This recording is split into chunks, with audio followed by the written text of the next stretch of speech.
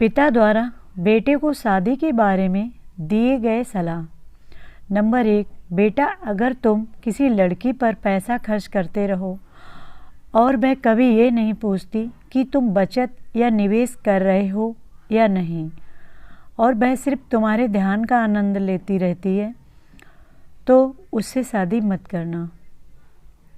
Number 2, बेटा कोई महिला तुम्हारे लिए अच्छी पत्नी हो सकती है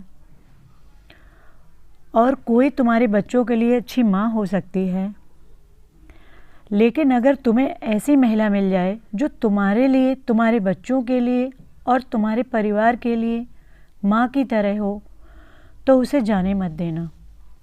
नंबर 3, बेटा अपनी पत्नी को सिर्फ रसोई तक सीमित मत रखो। ये सोच तुम्हें कहाँ से मिली? हमारे समय में भी महिलाएं खेतों में काम करती थीं, वह हमारा कार्यालय था। नंबर 4, बेटा अगर मैं तुमसे कहूँ कि तुम घर के मुखिया हो, तो अपनी जेब मत देखो, बल्कि ये देखो कि क्या तुम्हारी पत्नी के चेहरे पर मुस्कान है। नंबर 5, बेटा अगर तुम लंबी उम्र चाहते हो, तो अपनी पत्नी को अपनी सैलरी का प्रबंधन करने दो।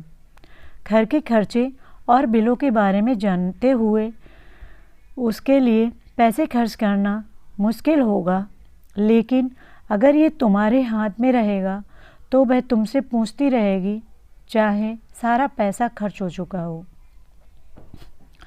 नंबर 6, बेटा अपनी पत्नी को कभी मत मारना। उसके शरीर पर दर्द उसके दिल के घाव की तुलना में कुछ भी नहीं है, और इसका मतलब है कि तुम एक घायल महिला के साथ रहकर मुश्किल में पड़ सकते हो। नंबर 7, बेटा जब तुम शादीशुदा हो, अगर तुम अपनी पत्नी के साथ कुंवारे जैसा जीवन जीते हो, तो तुम जल्द ही फिर से अकेले हो जाओगे।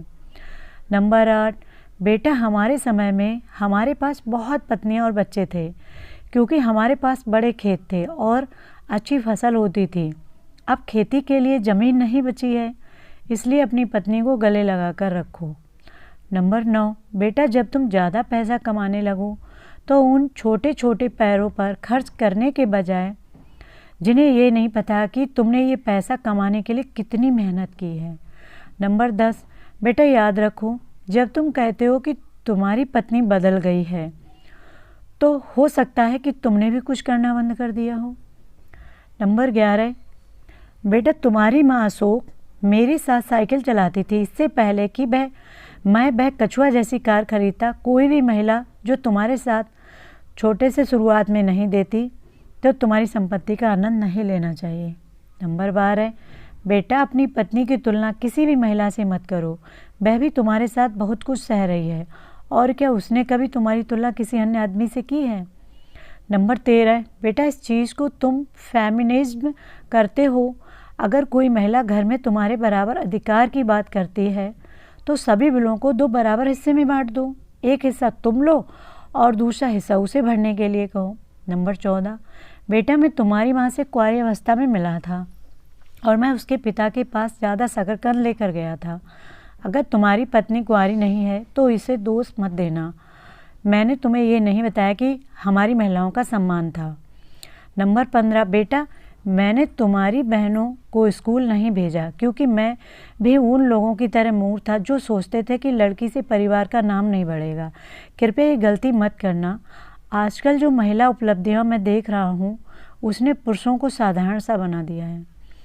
नंबर 16, बेटा तुम्हारी माँ ने एक बार मेरे कपड़े धोने बंद कर दिए और उन्हें फाड़ने की कोशिश की, क्योंकि वह गुस्से में थी। मैंने उसे मारने के लिए हाथ नहीं उठाया, ताकि आज मैं तुम्हें गर्व से कह सकूं कि मैंने तुम्हारी माँ को कभी नहीं मारा। धन्यवाद।